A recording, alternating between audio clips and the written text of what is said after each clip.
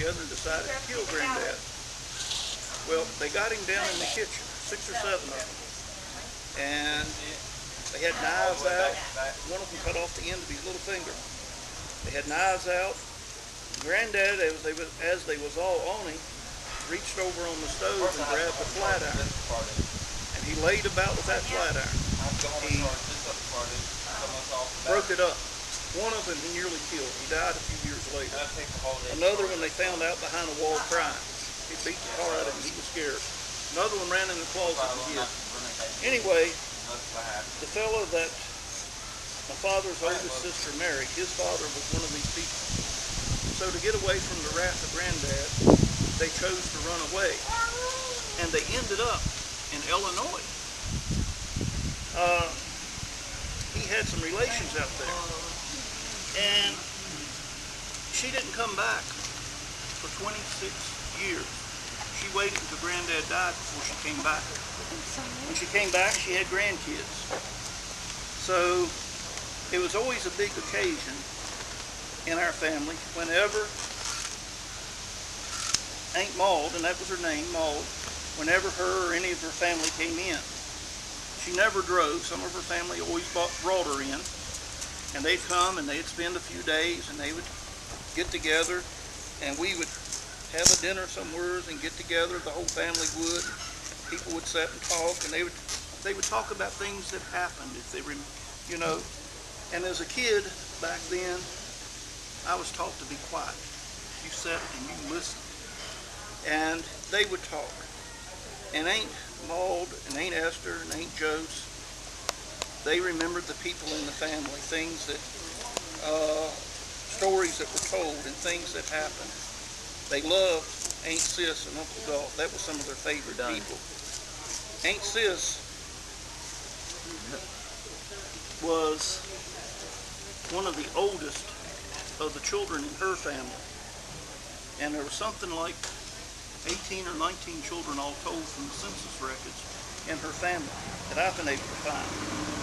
And one of the stories that Aunt Sis told, and I remember them sitting there talking about the story, when Aunt Sis was young and still living back in the head of Mink Holler where she was raised, her father gave away 2 of her sisters to a minister from over in Madison County. And she said, evidently many times, because they remembered the story, they had heard it many times, the last she saw of her sisters was on the back of a mule behind the minister in his big black coat, riding off up the mountain. They were crying and waving goodbye. And she never saw them again. They never kept up with each other after that. They was never able to get together. But anyway, they used to tell stories like that. And it was sad in a way and wonderful too. And they talked about how when they went to school,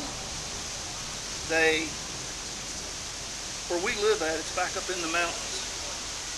And where Granddad and Grandmom lived at before they built the house that we live in was right over the hill from us, ridge between us. And there's a tall mountain back of us. And behind that mountain, down in the next hollow, is where the school was. And these 3 little girls, 6, 7, 8, 9, used to walk all the way over this mountain, 2 or 3 miles, down to the school early in the morning and walk back late in the evening totally by themselves. And they didn't have shoes. In the middle of winter, in the snow, they would still have to go, and all they had was burlap bags. Grandmom would wrap burlap bags around their feet, tie them real good and tight.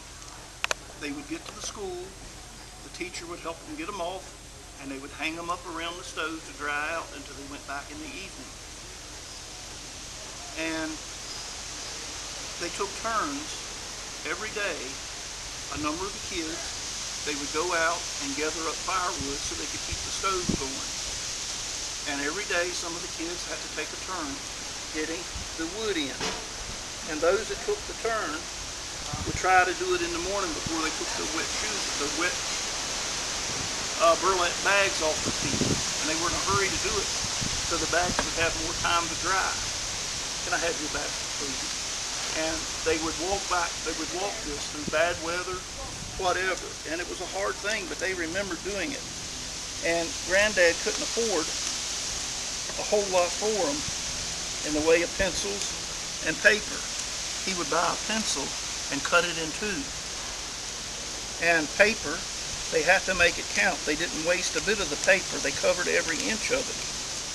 They were hard up, and they didn't have a lot. They didn't get out a whole lot. A trip, and the big town at the time was Marksville, not Stanley. It wasn't until the railroad came through that Stanley really became a town. Marksville was the big place, and they didn't get out a whole lot. It took them most of the day to ride a buggy down there, and then the rest of the day to get back. So if they made a trip, that was a rare occasion.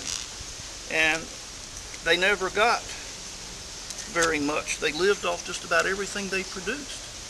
The only things they couldn't get was like salt, flour, sugar, coffee, things like that. Material for clothing, they would buy that and make their own clothes.